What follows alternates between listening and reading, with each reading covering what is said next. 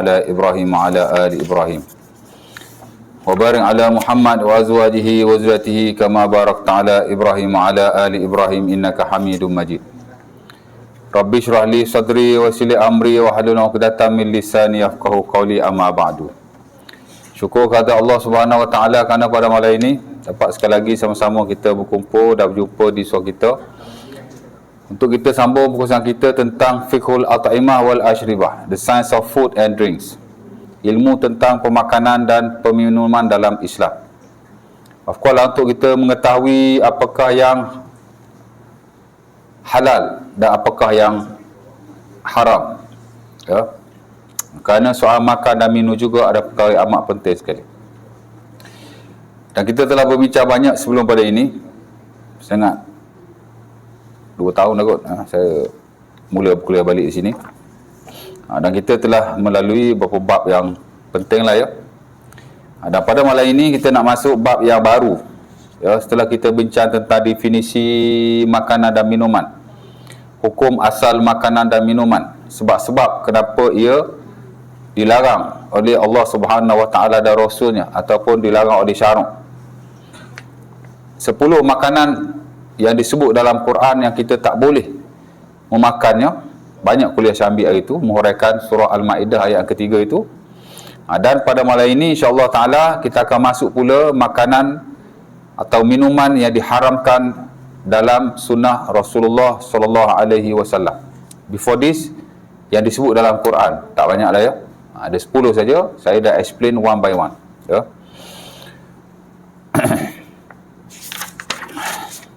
Dan dalam mana-mana buku fiqh berkaitan dengan makanan dan minuman, itulah perkara yang dibincangkan.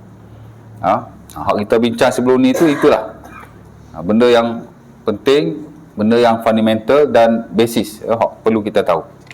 Termasuk amalan ni juga sama saja. After kita bincang tentang al-at'imah wal ashribah al-muharramah fil Quran, makanan dan minuman yang dilarang dalam Quran, prohibited food and drinks in Quran. Kita akan bincang pula tentang prohibited food and drinks in as-sunnah, makanan dan minuman yang dilarang dalam sunnah. Yang ini merujuk kepada hadis-hadis Rasulullah sallallahu alaihi wasallam.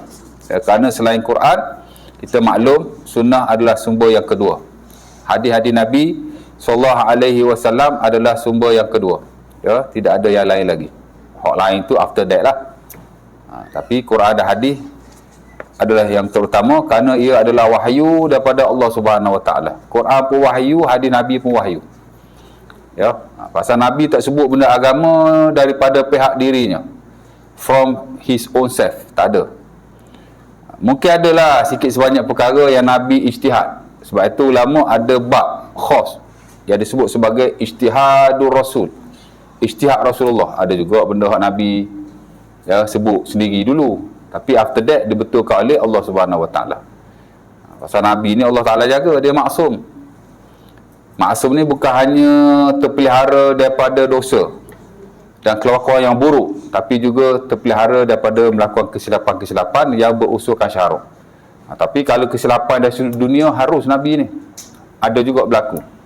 Ya, pasal dunia dia beri open. Nabi pun ada tersalah juga sebenarnya. Contoh bila Nabi pergi ke Madinah, Nabi tengok buah tamar tak lebat. Ya. Jadi Nabi tanya, kenapa tak lebat? Depa kata depa buat takbir. Depa buat kahwin lah. Macam mana saya pun tak tahu. Tapi proses dia dipanggil takbir. Satu proses kahwin buah dia tu. Maka Nabi kata janganlah buat takbir. Ya. Jadi sahabat pun tak buat. Alih-alih tak lebat juga. Jadi sahabat komplain dengan Nabi, hari tu Nabi suruh tak payah buat. Ingat ke lebat tak lebat pun wahai Nabi? Nabi pun berkata kepada sahabatnya, antum a'lam bi umuri dunyakum.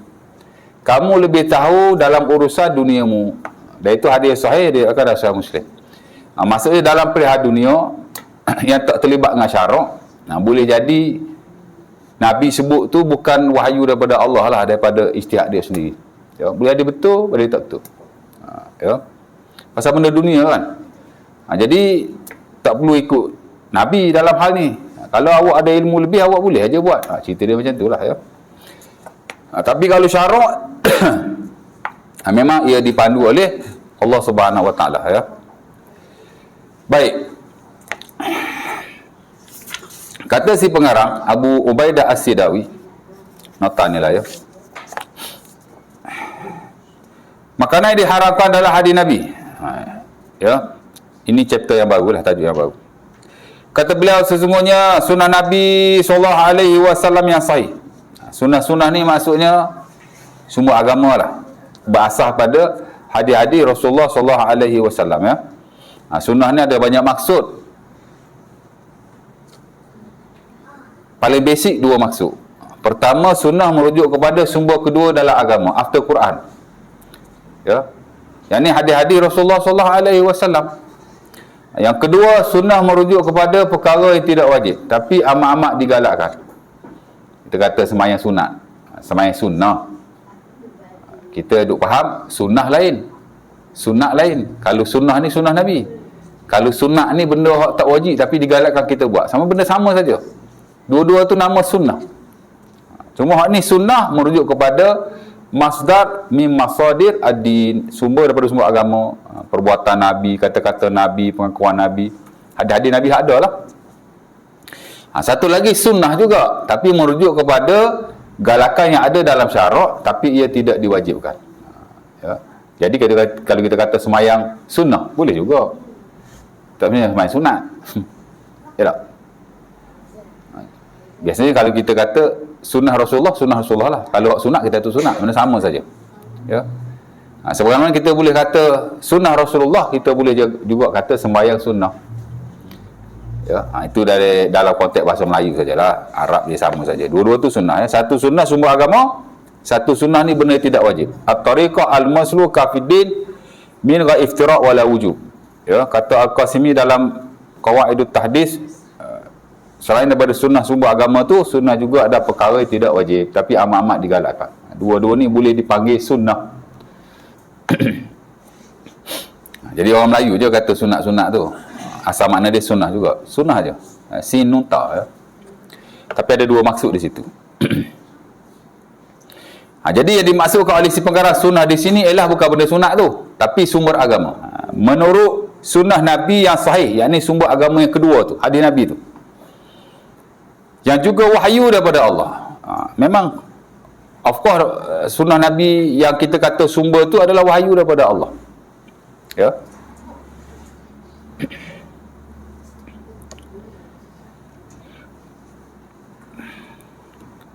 Wan najmi, macam mana ayat Quran tu?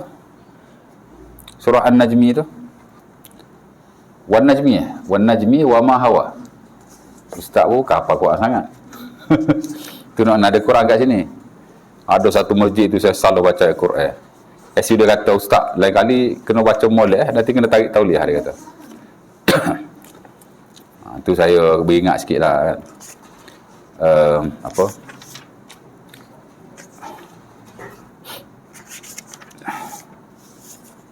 An-Najmi ke Wan Najmi yang mula-mula tu. Biasa kalau sumpah ni ada wa. Wan Najmi wa ma hawa kan. Betul tak? Ada siapa-siapa hafal? Semua tak hafal eh? Aduh, ustaz pun tak hafal juga tak? Ustaz bukan hafiz Quran.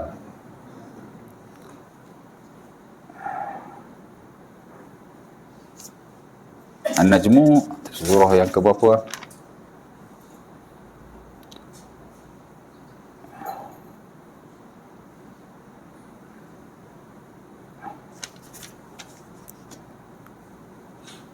Surah Mufassal tu. Jap. Boleh ayat Quran mana boleh salah. Hadis salah tak apa. Quran tak boleh. Oh, tak jumpa surah An-Najmi. Ada.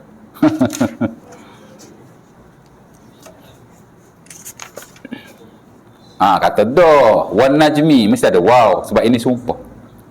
Allah je boleh bersumpah dengan makhluk-makhluknya. Kita tak boleh sumpah dengan makhluk, sumpah dengan nama Allah saja atau sifat-sifatnya. Kata Allah, wan najmi idza hawa, ma dhalla sahibukum wa ma ghawa wa ma yantiqu 'anil hawa in huwa illa wahyun yuha. Dan bintang bila dia jatuh, main-main. Hari kiamat lah. Ya. Kau kita hidup ke mati masa tu. Ma dhalla sahibukum wa ma ghawa. Tidaklah sesat member kamu ini, sahabat kamu ini, yakni Rasulullah. Wa ma ghawa, dan dia juga tidak melencong daripada kebenaran. Pasal orang kata Nabi gila, orang kata Nabi sesat. Jadi Allah Ta'ala nafikan. Allah Ta'ala sumpah dengan bintang, dan Allah Ta'ala kata Nabi tidak sesat. Ya, dan Nabi tidak melencong daripada kebenaran. Hak Nabi bawa ni benar betul. Wa ma yantiqu 'anil hawa. Nabi tidak bercakap dengan hawa nafsunya. In huwa illa wahyun yuha. Tidaklah ia melainkan wahyu yang diwahyukan kepadanya. Ya. Sebab itu sebagai ulama kata semua hak Nabi cakap semua wahyu. Sebagai mereka pula kata hak bersabit dengan syarak itu wahyu. Tapi beberapa perkara yang bersabit dengan dunia boleh jadi ia bukan wahyu. Relate kepada hak hadis tadilah, macam Nabi suruh sahabat jangan buat takbir, sahabat buat tak jadi. Kemudian Nabi kata jangan dengan aku, buat ajalah. Muka kamu lebih tahu, kamu petani, aku bukan petani, aku cadang saja. Kamu tak nak ikut pun tak apa. Maksud dia begitulah. Ya. Tapi dia ada bab yang khas lah, nama dia ijtihadur Rasul. Ijtihad Rasulullah. Ya. Baik. Dalam Quran banyak Allah Ta'ala sebut Al-Hikmah, Al-Hikmah. Ya. Contohnya dalam surah Al-Baqarah ayat 129, 128. Nabi Ibrahim alaihissalam tak kala dia membina Kaabah. Ya. Dia doa tau. Saya beberapa hari lepas ngajar tafsir, kebetulan ayat tu. Tapi relate dengan subjek kita lah. Ya.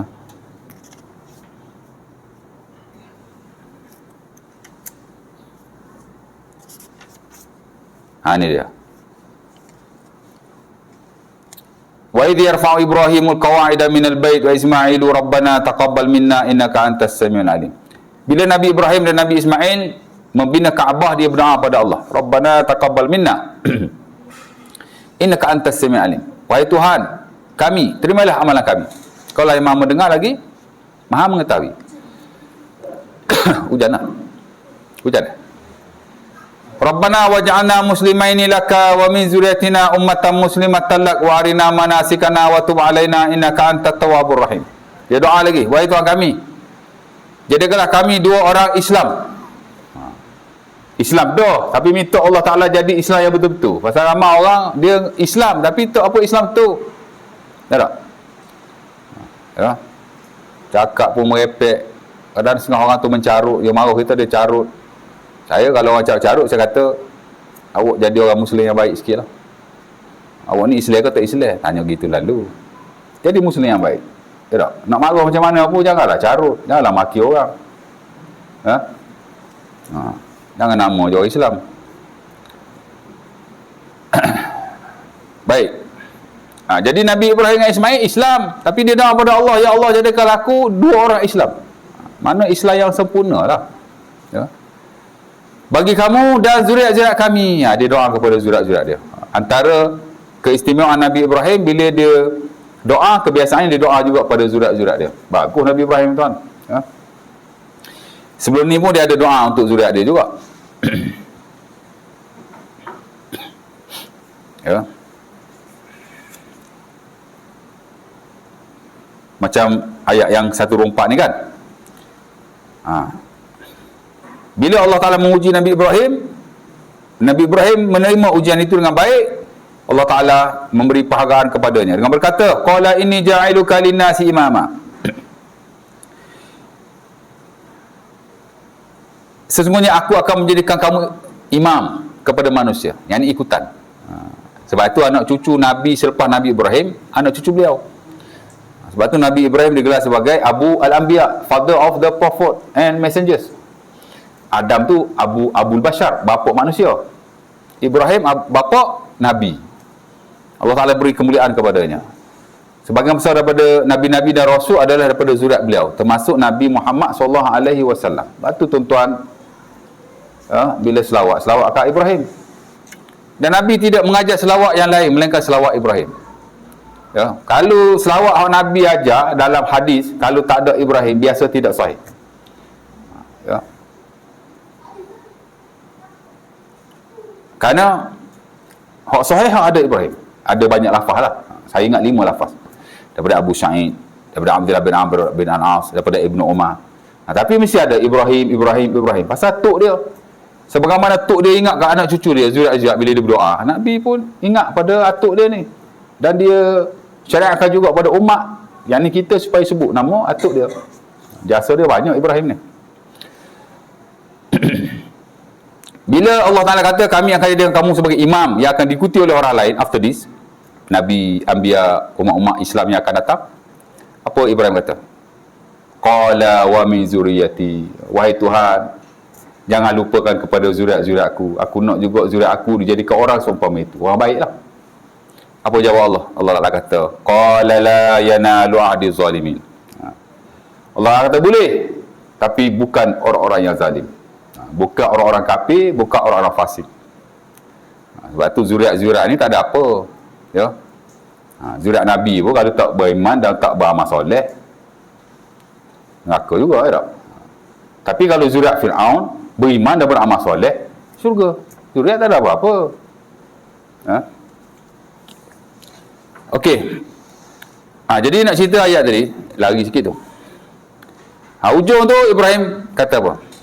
Rabbana wa ba'as fihim rasulan. Wahai Tuhan, bangkitkanlah pada mereka, yakni zuriat-zuriat kami tu, rasulan minhum. Seorang rasul di kalangan mereka. Nabi Ibrahim doa pada Allah, lantiklah seorang rasul. Nabi Muhammad lah. Sebab itu kata ulama kita, Al-Imam Al-Aqfasi rahimahullah, antara sebab kita selawat juga pada Ibrahim sebagaimana diajar oleh Rasulullah ialah sebagai penghargaan kepada beliau, selaku orang yang minta pada Allah supaya dilahirkan Muhammad, dibangkitkan seorang rasul, yakni Muhammad sallallahu alaihi wasallam. Memanglah takdir Allah, Allah Ta'ala buat belaka dak. Tapi asbab dia pun berdoa, wahai Tuhan, lantiklah seorang rasul ni di Mekah Madinah ni, zuriat-zuriat aku ni. Lepas tu kita selawat ke dia. Ya. Dan apa fungsi rasul tu?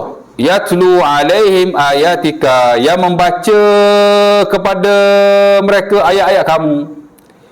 Wa yuallimuhumul kitaba wal hikmah, dan mengajar kepada mereka kitab, yakni Quran dan hikmah. Wa zakihim, dan mensucikan mereka daripada dosa-dosa. Innaka antal azizul hakim, kau lah maha bijaksana lagi maha mulia. Ya.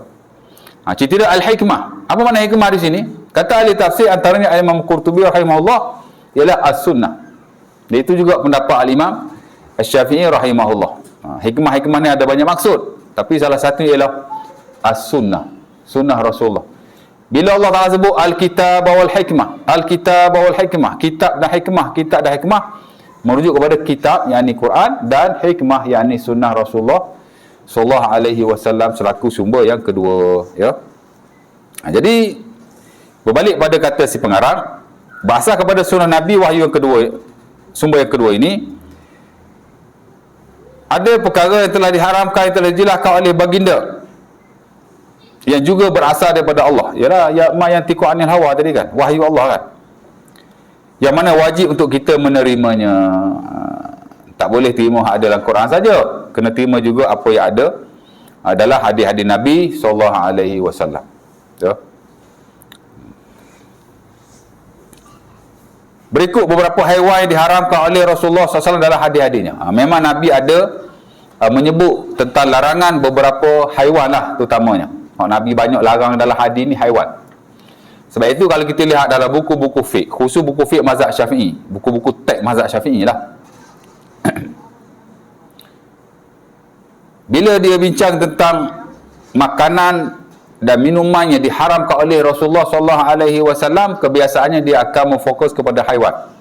Sebab memang hadis Nabi banyak larang haiwan. Ya, dia kategorikan ada haiwan yang halal, ada haiwan yang haram. Asalnya balik kepada sebab-sebab yang kita belajar dululah. Haiwan yang najis haram. Memang sebab makanan diharamkan ialah kenajisannya. Sebab nombor satu dulu kita belajar, kenapa makanan itu diharamkan? An-najasah. Jika dia ada hubung kait dengan najis. Ayat Quran dulu pun, hurriman alaikumul maitatu waddamu wa lahmul khinzir. Najis belaka tu. Kita bincang lama hari tu kan.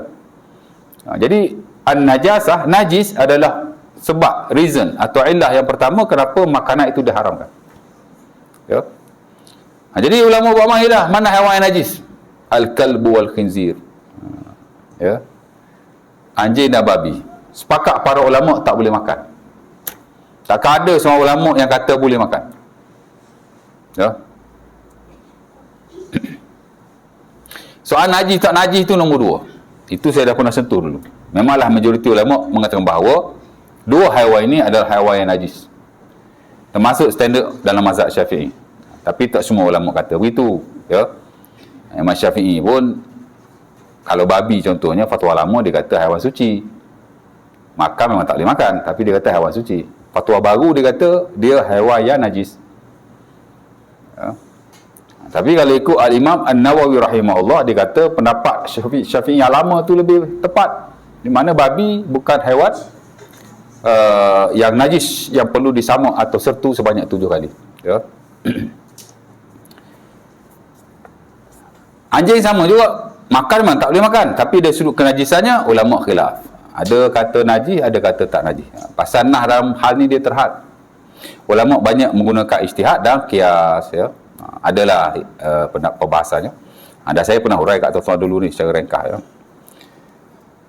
Baik, jadi al-kalbu wal khinzir wa ma tawallada min kilaihima aw ahadihima. Ini jelas. Dalam buku-buku teks mazhab Syafi'i memang ada. Ya. Dan juga dalam mazhab-mazhab yang lain. Mesti dia sebut, kerana benda ni konsensus disepakati. Anjing babi memang haiwan najis tak boleh makan. Dia bincang haiwan darat dululah. Lepas tu baru dia bincang haiwan laut. Sebab haiwan laut ni jarang-jarang kita makan. Berbanding haiwan darat. Ataupun yang lebih dekat dengan kita, haiwan darat lah berbanding haiwan laut. Jadi dia bincang haiwan darat dulu. Hadis Nabi pun banyak haiwan darat. Jadi anjing babi tak boleh. Hurriman alaikumul maitatu waddamu wal lahmul khinzir. Kita dah bincang pada beberapa kuliah yang lalu ayat Al-Maidah yang ketiga tu, Allah Taala kata haram al-maitah, bangkai, darah dan khinzir. Apa khinzir? Babi lah.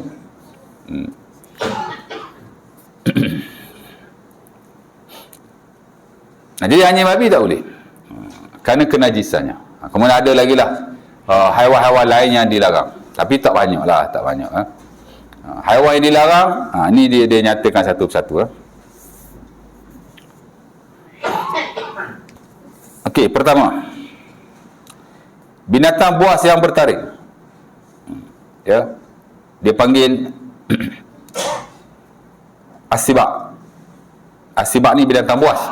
Tapi hok ada taring lah. Memang haiwan buas ni kebiasaannya ada taring. Ya.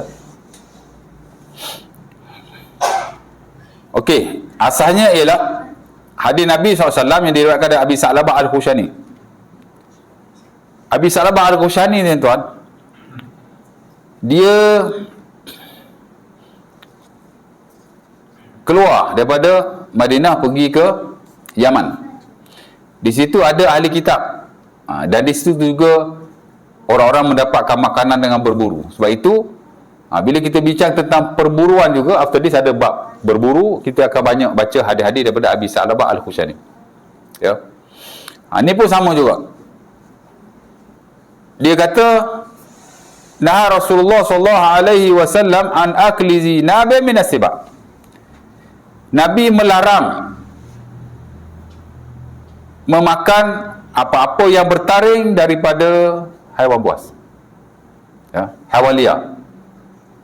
Bertaring maksudnya dia yaftarisu binabihi. Dia memangsakan dengan taringnya. Nab ni makna taring. Ya. Kalau haiwan buas tapi dia tak ada taring, boleh. Tapi kalau dia ada taring tak boleh lah. Ya. Of course lah, biasanya kalau ada taring ada kuku juga. Tapi nanti ada hadis yang lain bab kuku. Ini taring dulu. Jadi jelas lah, Nabi larang makan haiwan buas yang bertaring.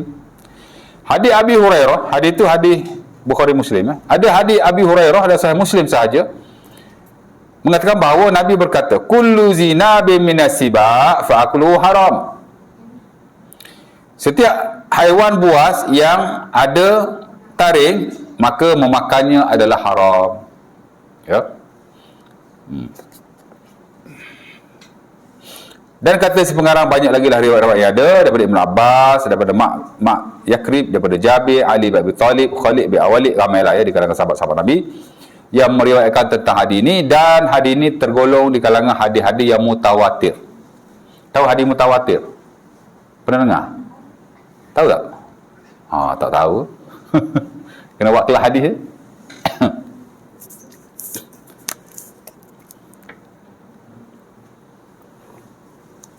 Tuan-tuan biasa tahu hadis sahih, hadis dhaif ke tak? Tu buruk selaru lagi. Hadis ni dia ada banyak kategori. Hadis dari sudut kesahihan atau kedhaifannya, dia terbahagi kepada 3. Sahih, hasan, dhaif. Sahih top. Sahih ni mana sah lah, sahih. Turun sikit hasan. Sahih dengan hasan ni okey. Boleh digunakan untuk beramal dan berhujah. Cuma sahih lebih kuat daripada hasan. Ya. Dan hasan ni kadang-kadang dia boleh naik sahih. Dia panggil sahih li ghairihi. Tak apalah, tuan-tuan tak tahu kan. Saya bagi tahu aja. Ya. Ilmu lah, pendedahan kan. Knowledge. Lepas tu yang ketiga tu dhaif. Dhaif ni mana lemah? Hadis lemah. Dia kata tak boleh kata hadis lemah, kata hadis dhaif. Sebab dhaif ni ialah terminologi, istilah. Boleh aja. Kerana dhaif maksudnya lemah.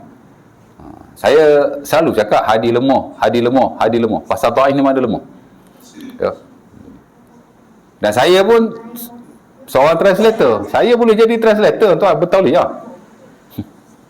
Ya tak? Jadi yang kata tak boleh tu, tak tahulah dia ada kelulusan ke tidak. Tapi saya ada kelulusan translation. Dan kalau saya translate, saya akan translate aja. Dhaif makna lemah. Hadis lemah. That is okay. Tak ada mencederakan apa-apa. Dan tak menjejakkan syarat sama sekali. Istilah saja pun. Manusia boleh berbeza dari sudut istilah. Bukan satu isu yang besar. Ya.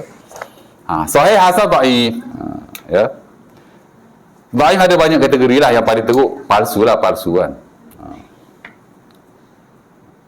Saya anti hadis palsu, seriously ya. Benda lain saya boleh toleran, tapi kalau bab hadis palsu, ajaran palsu, fadilat palsu, hak jenis palsu ni maudhu' ni, sorry ya. Tak ada toleran ya. Satu lagi tuan-tuan, dia ada banyak kategori lain. Satu lagi ialah hadis dari sudut bilangan periwayat.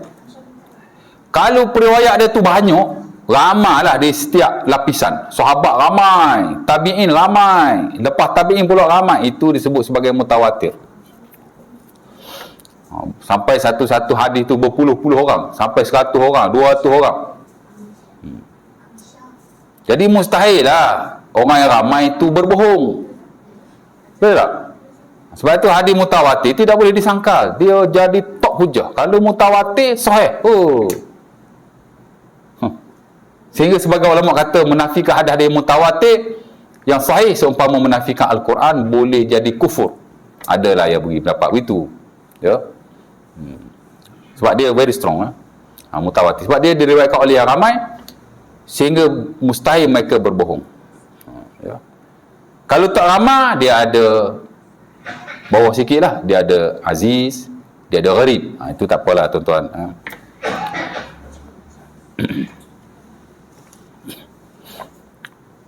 Cerita dia mutawatir ni, hadis yang diriwayatkan oleh orang ramai lah ya. Dan hadis ni termasuk hadis yang diriwayatkan oleh orang ramai. Sementara ia sahih adalah Sahih Bukhari dan Muslim, dia top hadis, top sumber. Mesti diikuti. Sebab itu dalam mana-mana buku fiqh, kebiasaanlah hadis ini dimasukkan nak menyatakan bahawa makan haiwan buas bertaring ini haram. Ya. Melainkan ada juga segelintir ulama yang kata makruh sahaja, tidak haram ya. Ada juga yang kata begitu, terutama ulama-ulama di kalangan Al-Malikiyah. Ulama Maliki ni tuan-tuan, bab makan minum ni dia agak tidak seperti ulama-ulama yang lain lah, ada sudut ketegasannya. Tuan-tuan tengoklah YouTube, orang Sudan makan buaya barbecue. Ini kalau tidak Syiah ni nyamar ni jadi ahli sunnah ni. Relax dulu. Saya ada ramai pensyarah-pensyarah pada Sudan. Memang di sisi depa tuan-tuan at-timsahu halalun. Buaya ni adalah halal. Kerana dia kata buaya adalah haiwan laut. Haiwan laut semua halal melainkan yang memudaratkan saja. Bertaring ke, tak bertaring ke, berkuku ke, tak berkuku ke, makan bangkai ke, tak makan bangkai ke. As long as haiwan air, haiwan laut atau sungai. Kerana Nabi kata lah hadis Abi Daud daripada Abu Sa'id, wa tahuru ma'uhu al-hillu maitatuhu. Ya. Air laut ini halal untuk bersuci dan bangkai-bangkai di dalamnya juga adalah halal. Jadi dia kata without exception, tak ada.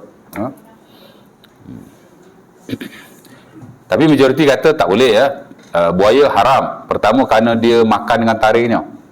Dia juga menggunakan kukunya. Hadis ni boleh digunakan pakai.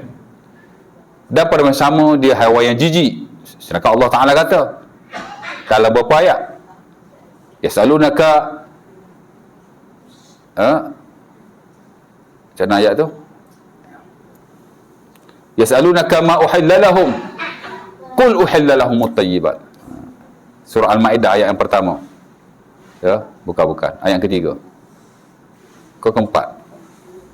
Salah semua ayat okey kot. Kau tak boleh kot. Allah Ta'ala kata mereka bertanya apa yang halal bagi kamu atau bagi mereka. Katakan kepada mereka wahai Muhammad, yang halal bagi kamu hanya yang baik-baik saja.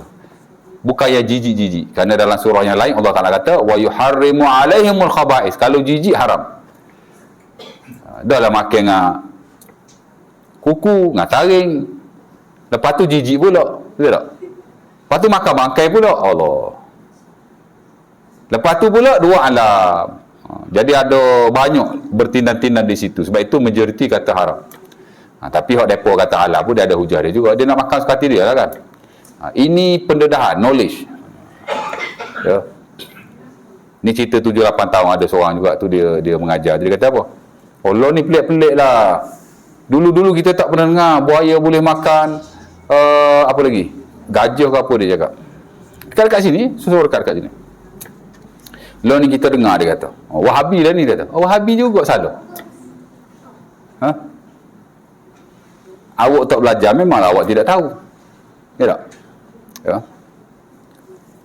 Ada setengah tu pula. Jangan ajarlah hak lain-lain ni. Jadi pening masyarakat. Ajar hak ni sudah. Kalau nak ajar hak setakat hak kita tahu, baik kita tak payah belajar. Ilmu, knowledge kan. Kita bagi tahu bukan untuk awak makan. Kita bagi tahu supaya awak tahu. Ya. Keadaan dalam hukum hakam bersabit dengan makanan begini dalam Islam. This is Islamic jurisprudence. Inilah syarak. Ada benda memang tak boleh, no tolerant. Tapi ada benda orang ni kata begini, orang ni kata begini. Kita tak makan. Saya nak tanya tuan-tuan, tuan-tuan makan musang ke? Makan musang. Kalau tadi boya memang tuan-tuan tak makan lah. Saya pun kalau bagi free saya tak makan. Saya tahu Al-Malikiyah, mazhab Malik boleh makan. Dah ada lagi makanan-makanan yang lain yang kita memang tak makan. Tapi kita pun tak makan macam Nabi lah. Nabi bila sahabat bagi kepadanya dalam hadis Bukhari, Khalid bin Al-Walid dan beberapa sahabat yang lain, dihidangkan kepada baginda daging dog. Member makan elok je. Kata Khalid bin Al-Walid, ishtaratuhu fa'akaltuhu wan nabi yanzuru ilayya. Aku tarik. Yalah dah sedap kan, panggang ke goreng tak tahu dah kan. Tarik makan. Nabi tengok aja. Ya Rasulullah, ahwa haramun, wahai Nabi, haram ke? Dan Nabi tak makan. Nabi kata la, tak. Innahu lam yakun bi ardi qaumi fa ajiduni a'afuhu. Al-Qamakot. Haiwan ni tidak ada di tempatku, maka aku melihat diriku tidak berselera untuk memakannya. Nabi ni dia hormat, dia jaga. Dia tak kata, tak ada. Tapi dia kata, tak ada selera. Tak ada tempat kahwin ni. Ya. Jadi awak tak nak makan sudah. Tapi awak kena tahu ada orang kata boleh makan. Macam Imam Ahmad rahimahullah lah, dia ditanya tentang gajah, al-fil. Hal huwa halalun? Gajah ni halal tak wahai Imam Ahmad? Apa jawab dia? Dia tak kata la haram, tak. Dia kata apa? Innahu laisa min ta'amil muslimin. Tengok bahasa dia. Sesungguhnya dia bukanlah di kalangan makanan orang-orang Islam. Mana tak baguslah makan gajah. Kau ni macam benda lain tak ada kau nak makan. Macam tu lah cerita dia. Betul tak? Kalau betul-betul mansus mentioned and spoken by the Prophet, memang Nabi larang betul, mesti dia kata la huwa haram, mesti benda ni haram. Tapi dia tak kata haram. Dia kata innahu laisa min ta'amil muslimin. It is not food of the believers. Dia bukan makanan orang Islam. Maksudnya tak baguslah makan. Kena faham tu. Ya. Baik, saya tanya tuan-tuan. Tadi memang tuan-tuan tak makan dengan saya, tak makan buaya, tak nak saya. Sedap macam mana pun tak mau. Tuan-tuan makan tak? Musang, makan musang. Pernah makan musang? Okey, balik malam ni buat perangkap tahan musang. Esok panggang. Oh, ustaz ajar dia sesak ni. Ajar orang makan musai, apa orang makan musai ni. Dalam buku-buku teks mazhab Syafi'i, as-sa'labu halalun. Ya. Musang adalah haiwan yang halal. Dia sama saja dengan dobok ataupun dubu. Ada haiwan-haiwan yang nampak macam haram tapi dia dihalalkan oleh Rasulullah sallallahu alaihi wasallam. Syarak membenarkan. Antaranya ialah dobok dan sa'lab. Ya. Dobok ni ialah dubu. Tahu dubu? Dubu duduk pada pasir lah. Dubu ni dia ganas juga, dia makan dengan taring juga.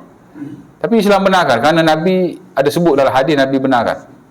Dan begitu juga dengan sa'lab. Sa'lab saya tak tahulah dia pakai hadis yang mana, tapi ada disebut dalam buku-buku teks mazhab Syafi'i seiring dengan dobok. Saya ingat dia kias kepada dobok. Sa'lab ni dia ganas macam tu juga, tapi boleh makan. Sa'lab, musang halal tuan. Jadi dalam buku-buku teks mazhab Syafi'i, musang halal, tuan-tuan tak makan pula. Ya tak? Tapi tupai, sebahagian buku mazhab Syafi'i kata tupai haram. Sehingga beberapa tahun yang lalu Dr. Zul dikeluarkan fatwa tentang hukum memakan tupai. Sebab dalam buku-buku teks mazhab Syafi'i memang tupai tidak boleh dimakan. Akhirnya dia melihatlah pendapat-pendapat ulama secara lebih luas, cari dalil-dalil yang melarang, sebenarnya tidak ada. Ya. Dia haiwan yang memakan makanan yang bersih. Walaupun dia cerita dia tupai ni, dia ada gigi, dia ada taring sebenarnya. That's why dia macam tak boleh dimakan. Lagi satu dia dikatakan jijik, al-khaba'is. Dah hujah-hujah itu, dah konteks hari ni lah. Tidak diguna pakai lagi. Mereka lebih suka mengatakan bahawa tupai itu harus. Allah, taring tupai, kecil je taring dia. Dia bukan makan tikus, dia bukan makan bangkai, dia makan buah. Sebab makanan ni kalau tak ada nas dia, jadi dulu dia kata haram, hari ni dia boleh kata halal. Ya. Ataupun dulu dia kata halal, hari ni boleh diharam. Tengoklah macam mana perbahasan ulama yang kontemporer. Sebab itu isu muamalat ni tuan-tuan, sama ada harta, sama ada pemakanan dan peminuman dan pemakaian juga. Dia dalam setengah-setengah hal dia kena saring dengan fatwa semasa. Mesti kena saring punya. Mesti. Kalau tak saring dia takut tak tepat. Ya. Jadi kalau orang tanya, apa hukum tupai? Oh, setahu saya belajar ni kitab Jawi lama ni ada sebut tupai ni haram. Tak boleh pakai. Tengok fatwa semasa. Pemakanan ni dia boleh berubah. Ataupun lebih baik kita tengok pendapat yang telah disaring. Ya.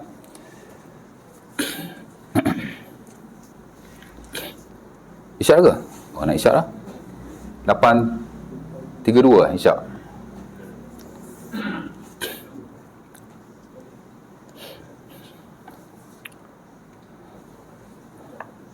Orang Hanafi tuan-tuan, kuda pun tak makan. Ya. Hanafi kuda haram. Ya. Tak boleh dimakan. Dan sebagainya memakruhkan. Amat diketahui sekali. Very well known dalam perbahasan fiqh lah.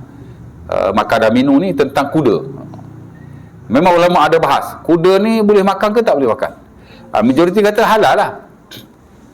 Sebab Nabi masa peperangan Khaybar, Nabi melihat sahabatnya menyembelih 3 jenis haiwan. Seumpama diriwayatkan oleh Bukhari dan Muslim daripada Jabir. Ya. Pertama ialah kuda, kedua ialah himar, ketiga ialah bagal. Himar ni keldai lah. Bagal ni anak beranak keldai juga. Betul tak? Jadi Nabi benarkan makan kuda, Nabi tak benarkan makan hemar dan bagal ataupun bigol. Bagal. Kau ni bagal lah, bodoh lah.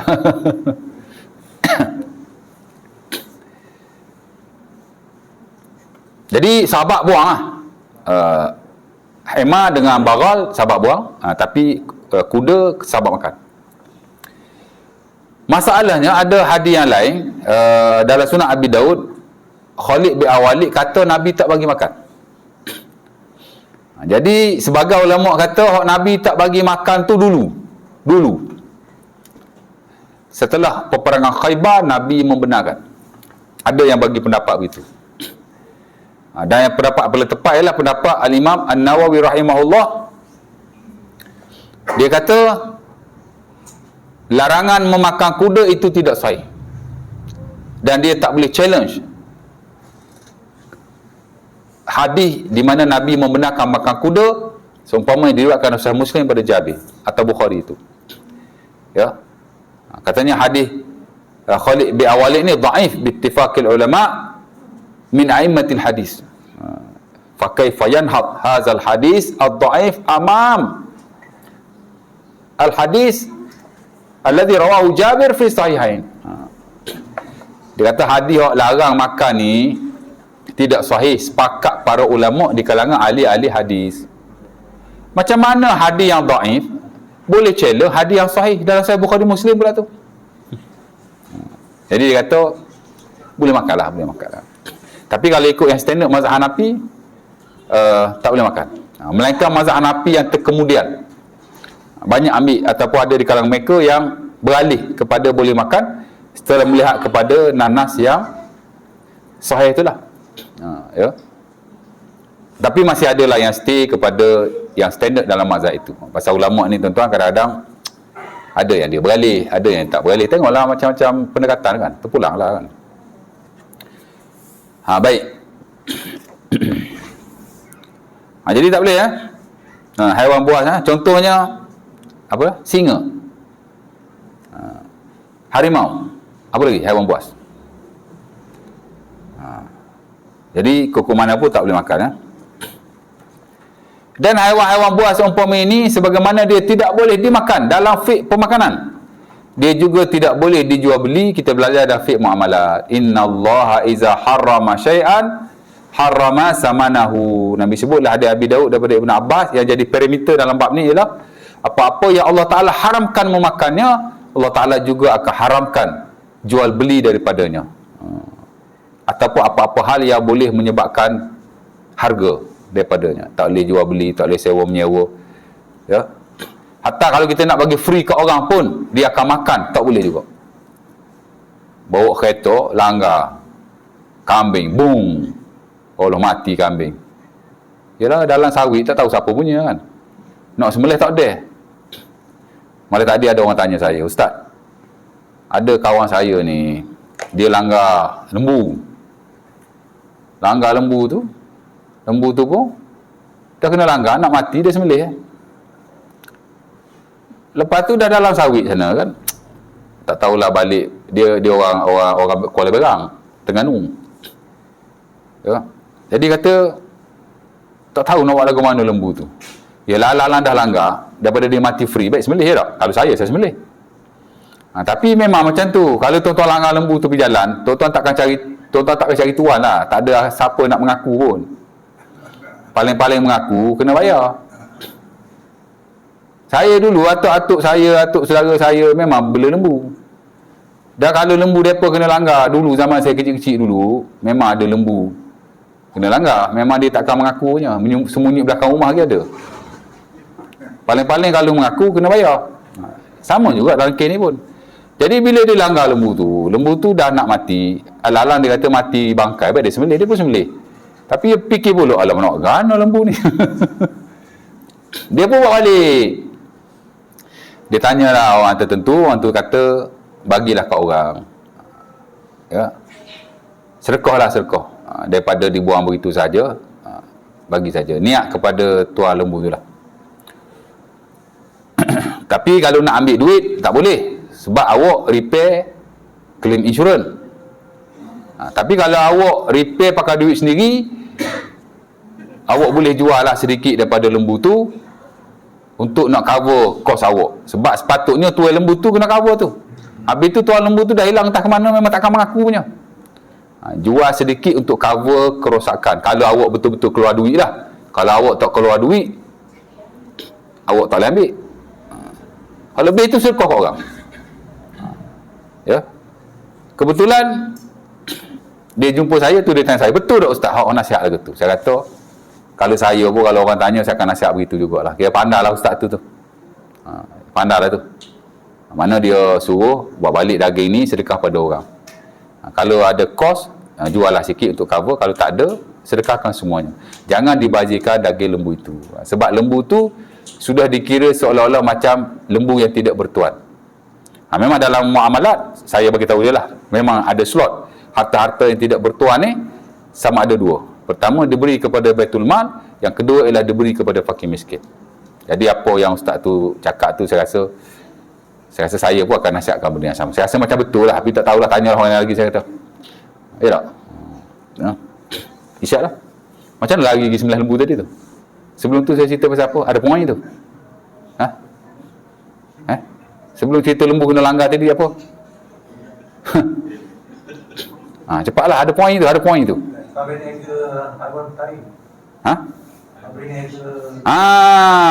Bagus. Mana follow saya lah tu. Bagi free pun tak boleh. Langgar lembu, tak ada nak sembelih. Tadi sembelih okey lah kan. Ini tak ada nak sembelih. Mati. Pada duduk biar tepi jalan gini, bawa balik lah. Jual lah. Ya tak? Kau boleh buat cover, rosak. Tu tak boleh. Sebab bangkai tak boleh dijual beli. Ataupun kita kata tak boleh jual, kita wikau ke. Saya ada member acung, daripada kita bazirkan dia duduk tepi jalan bangkai ni, baik kita bagi acung. Kukuk dia makan. Tak boleh diniagakan, didapatkan wang atau hasil daripadanya lebih-lebih lagi. Tak boleh.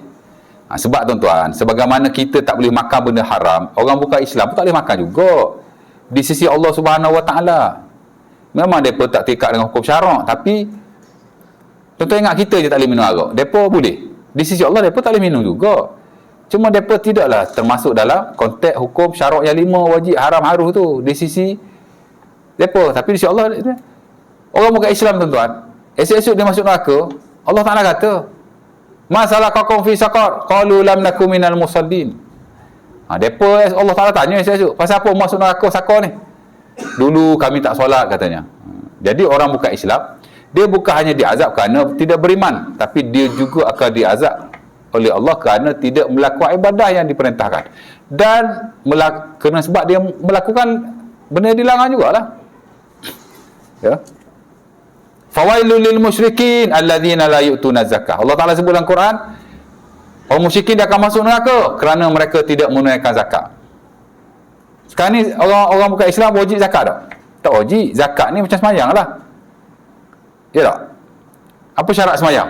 Islam balik berakal. Apa syarat zakat? Islam balik bakat tak lah. Tapi Islam syarat. Mana kata orang bukan Islam dia tak wajib keluarkan zakat. Syarat zakat ni mesti Islam. Ya. Tapi esok-esok Allah Ta'ala azab dia kerana tidak menunaikan zakat. Sebab tu majoriti ulama, termasuk standard mazhab Syafi'i, hukum hakam ni sebenarnya bukan untuk orang Islam saja, untuk semua. Cuma atas dunia ni kita tak boleh kuat kuasa kat atas mereka. Urusan mereka kepada Allah. Dan mereka akan diazab kerana melanggar perintah Allah sebagaimana kita. Cuma kita kat dunia kita kena buat dah. Mereka dah ayah. Ya. Tapi dia kalau buat pun tak sah juga. Ya tak? Dia semayang pun tak sah juga. Dia kena masuk Islam dulu. Dia bayar zakat pun tak sah juga. Kena masuk Islam dulu. Tapi dia tetap di azab. Ya? Baik. Bila tajuk yang tu, bukan tajuk yang tu, makanan ataupun haiwan yang pertama, binatang buas yang bertaring. Jadi ingat betul-betul lah ya, haiwan yang buas bertaring, berkuku juga sebenarnya, tapi yang kuku tu ada hadiah lain. Tidak dibolehkan di sisi majoriti para ulama. Di atas nanas yang setelah saya baca tadi, ya. Ada yang tanya apa-apa tak? Ada soalan? Dah isyak dah. Ada yang tanya? Ya. Haiwan yang haram dimakan tak boleh menyajikan. Ya, betul. Kucing termasuk haiwan yang haram dimakan. Okey, kucing tak boleh dimakan. Memang ada hadis yang diriwayatkan dari Sunan At-Tirmizi rahimahullah daripada Jabir, nahan Nabi an aklil hir. Nabi larang makan kucing. Sepakat ulama kucing memang tak boleh makan ya. Tak ada ulama yang kata kucing halal. Ya. Tapi dari sudut jual beli ulama tak sepakat. Sebagian kata haram di atas hadis itu. Innallaha iza harrama syai'an harrama samana. Hadis Ibnu Abbas. Jadi wakil Abi Daud yang saya telah baca. Bila Allah Ta'ala mengharamkan sesuatu, yang ini daripada memakannya, Allah Ta'ala akan mengharamkan juga jual beli. Kucing tak boleh makan, maka jual beli tak boleh makan based on the hadis. Ya. Sementara dalam Sahih Muslim daripada Jabir, dia pernah ditanya tentang jual beli kucing. Jabir kata zajaran Nabi anzalik, Nabi melarangnya. Dan dalam hadis yang lain ada riwayat yang sahih juga dalam Sahih Muslim, nahan Nabi an ba'il kalbi was-sinnur. Nabi melarang jual beli anjing dan kucing.